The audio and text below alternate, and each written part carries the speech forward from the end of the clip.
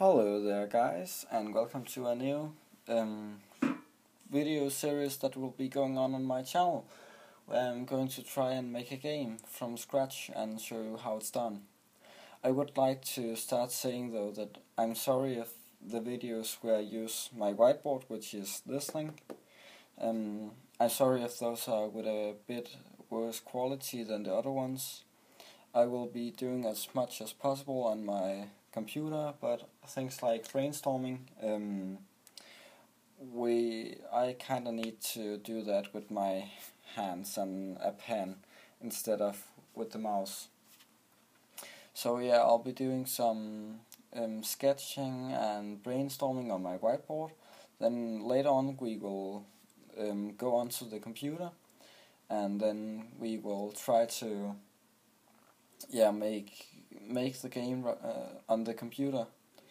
I don't know if we will make a prototype of it in Scratch. Maybe we will, maybe we won't. Let's see about that. But I know that the final product will be made in Unity. So yeah, let's get started with a brainstorm. So I know that we want to make a simple game. Now, what simple games do I know? I know Flappy Bird.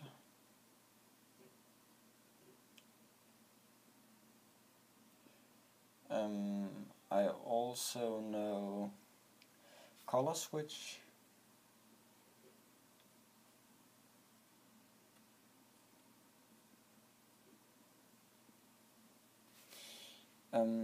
What other games do I know that are really simple? And like, we're not looking for games like Minecraft. That is a simple game, that's right, but it's not simple enough. Like, we need something with one simple mechanic, and that's what you use to basically complete the game. What other games do we have? I know that there is this game where you have like small blocks. Let me just make one right here. Like, you have blocks of roughly this size, and then you kind of make them. I can try to illustrate with my hands right here. Try to make them go in, like one is here, then the next one goes in, and if it overextends, then this part will fall down, the part that is overextended. So for example, if we say that the block beneath this one is placed right here, then this part would fall off, because that is not over the next part. I don't know what that game is called, and I don't know if I explained it that well. I haven't tried it, but I have seen videos of it. I'm just going to make it to call it Tower Blocks or something like that. Then I also just recently installed a game on my computer that is, or not on my computer, on my iPad. That is kind of like this Tower Blocks, except you go down, like you're this, yeah, I don't know what that's called, but you're this shape, and then there's a lot of geometric blocks beneath you, and you basically need to click them to make them disappear, and then when they disappear the cube will fall down. So yeah, I don't know what that is called, but we will just call it Tower Destroyer and Tower Builder.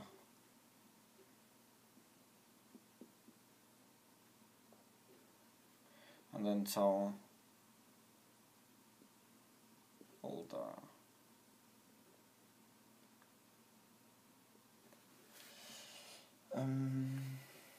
What else do we have? I can show you it right there. What else do we have of really simple games? I was thinking of Angry Birds, and that have some really simple mechanics in it, but yeah, that's just not really what we are looking for here. What else do we have? Yeah, I think we'll just stick with these for now. And now the things they have in common is that they are really simple. Let's write some of their mechanics down. So Flappy Bird, Flappy Bird's mechanics are gravity, that pulls the bird down, and then yeah, that's pretty much the mechanics of Flappy Bird, and then you click a button to jump. Yeah, that's Flappy Bird's mechanics. Then we have color switch, where you can switch colors.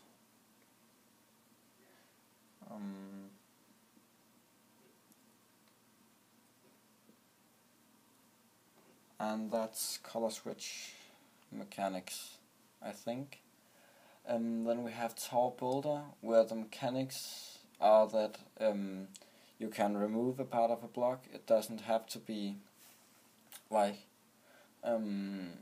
yeah, the thing about Tower Builder is that you can destroy just one part of the block. For example, if we take this again, just do a small one here, then you can just take this bit off the block instead of having to, I don't know, cut it in half. Then you can just do it everywhere you want. So it kinda makes it look like the blocks are solid, but I really think that what they are doing in the second that you place the block, they split it up into two bits. This front bit that is detached from the main bit, and then the main bit sits on the tower, and the little bit in the front falls down. So they make two objects every time you place one, and that's that game's mechanics. Cut blocks, I guess.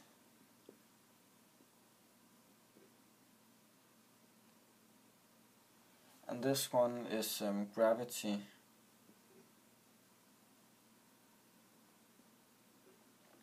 Along with rotations, because you also gotta make sure that your little thingy doesn't get it doesn't rotate and land and bounce in one of its corners, because if it does bounce in one of its corners, then it will do like it would in real life. 2 seconds, gotta sneeze here.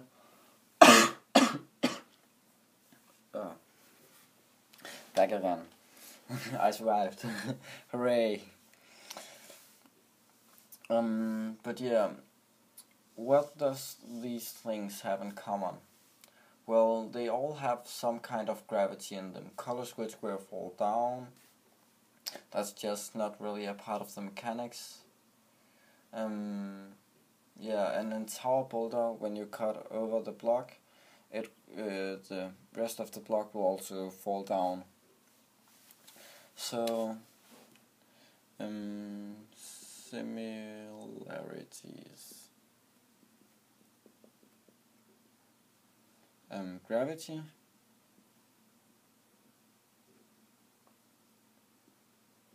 One game based on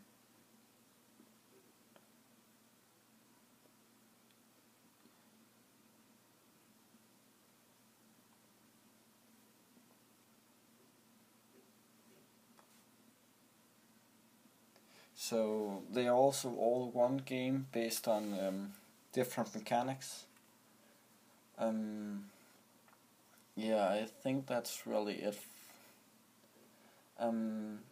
So I have heard online that you really, when you make a game, you gotta focus a lot, or at least when figuring out the game, you gotta focus a lot on the mechanics of the game, instead of, like, if you come up with a really good mechanic, then you can pretty much use that in the whole game, and then build your game around the mechanics. For example, if you were to make color switch, you would think of a little circle that can switch colors, and it can only touch the colors that color that it is itself. So for example, if you're blue, then you can't touch red without dying. If you're red, then you can't touch blue without dying. They should pretty much have that idea and then build upon that.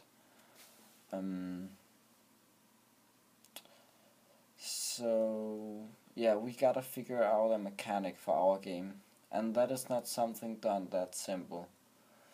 Now we have a few mechanics from a few other games here, and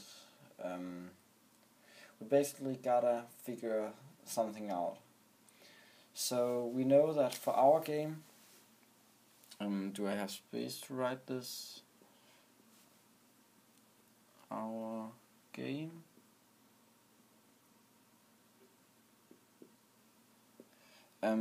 We basically need some kind of gravity, because all of these other symbol games have all have some sort of gravity in them. Oh well, we could also make something like Clicker Heroes, which is UI based, interface based. But yeah, if we make something like that, then we would of course not have gravity. What else? So we gotta figure out some kind of mechanic that we can build upon. I've heard that one great mechanic could be like switches, where you have like switches like this, and then 1, 2, and let me just make a basic example right here.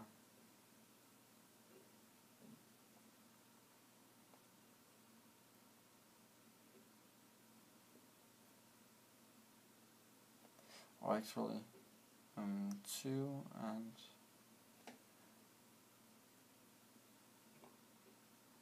1. I hope this is not too small for you to see. Maybe I should try to make it a little bit bigger.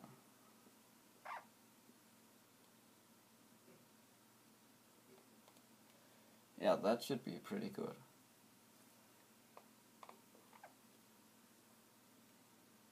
And then we would have a 1 here, and then 3. Yeah, this is 3 right here. And then we have another one here, which is, let's say, 3, and then 1, and then the last one right here will be 2 and 3.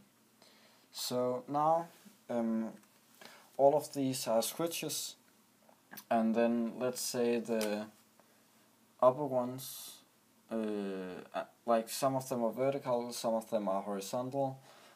Let's say the upper ones or the left ones are the active ones. So we can, for example, say we want to switch this one around. If we do that, then the active would become inactive, so that would be on the bottom. And then the inactive would become the active, so that would now come on top. But now we just moved the 3, so now we gotta move all other active 3s. So for example, this one have an active 3, so now we want to turn that one around. And yeah, then you could again move all of the ones, and then this one would also be moved. And now these 2 would be moved because they both have 1s as active numbers. So yeah, pretty much make a mechanic like that. And then you could either use this for locks, like say if you get them all horizontal or vertical, then you would break the lock open. That's an idea for a core mechanic, but I've gotten that from YouTube on another guy's video, so I pretty much won't be making that exact one. That's an idea for a core mechanic, but I've gotten that from YouTube on another guy's video, so I pretty much won't be making that exact one. But yeah, we gotta figure out some kind of mechanic like that. Maybe if we did something with sticks,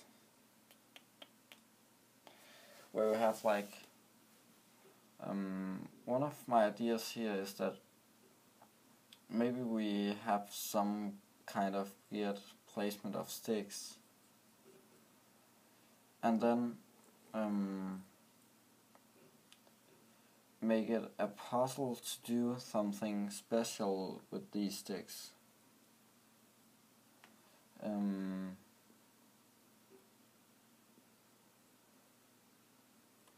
That was a bad one. But yeah, if we have something like this, then we could make it a puzzle where you are only allowed to, like, let me make a simple example. I actually just got an idea. Maybe if you have like, let's just make it simple for now. So if we make it like this, and then one right here, then let's say that we are allowed to move every stick that have two intersections. For example, if we have a stick right here, we would not be allowed to remove that because that have no sticks moving into it.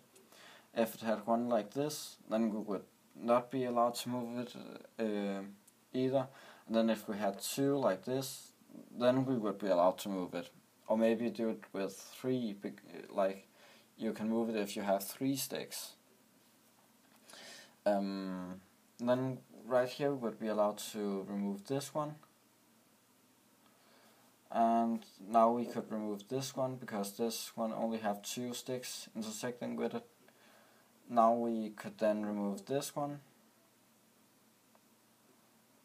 and then set up some kind of winning mechanic. So this is actually a pretty good mechanic. And we don't even use the gravity I talked about before.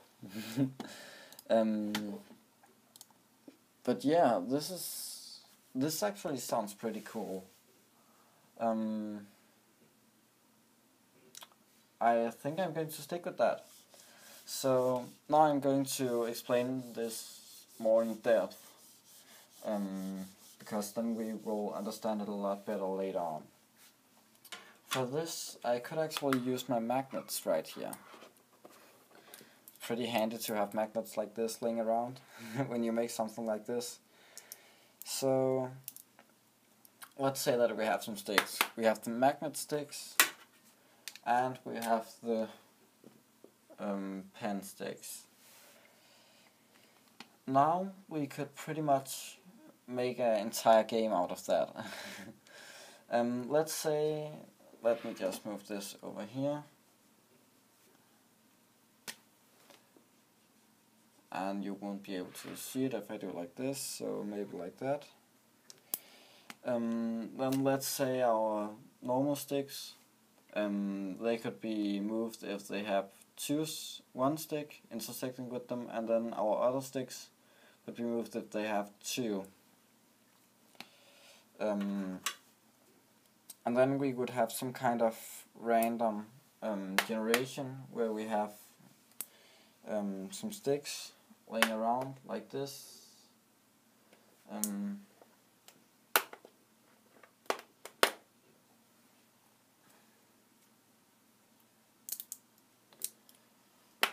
Okay, so we are back again. My iPad started to run out of space. But yeah, pretty much I have some sticks right here. Let me just finish this.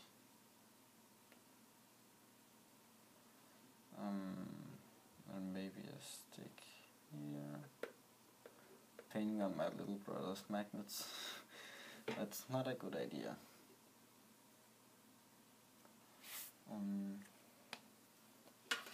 I really hope that you can see this right. Then maybe, yeah, why not? There we go. So now or actually that one could not be removed at all.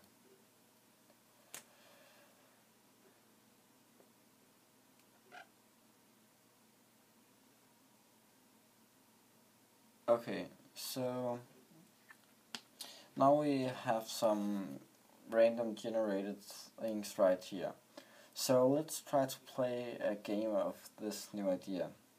So our magnets, if they touch two other sticks, then they can be removed.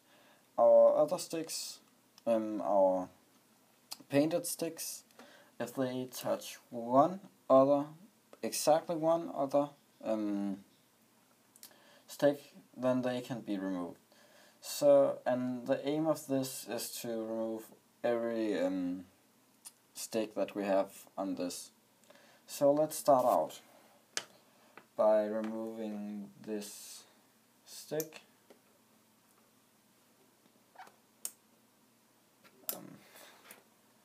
Wow, really? Yeah, I think you can still see where that is going. So we have one stick removed right here. Then we have another stick right here that can be removed. Let me just paint this over here. And now this stick can be removed because that only have one magnet next to it. And then we have another stick right here that can be removed. And then that can be put up here. And now we are starting to get a little problem maybe. Because if we remove this stick, then we can't remove this stick right here. If we remove this stick, then we can't remove this stick. I think the aim would maybe be to just get as little sticks on here as possible. Yeah, I think that's what the goal would be. So right here, if we remove this stick, then we can also remove this stick. If we in turn remove this stick, then we can't remove any other sticks at all. So my best bet right here would be remove this stick, and then put it over here. And then we can remove this one. And now we have two sticks back. So there we go. That's the first game of this concept being played. And that's one of the really big enjoys of being a game developer. You can be the first one to ever play a game of whatever idea you might have. So yeah, that is pretty much it for this video. The next video I'll be I'll be taking a look at Unity, but you should know that this is not a tutorial on how to use Unity. I'm not going to be teaching you that much about how to program in Unity or things like that.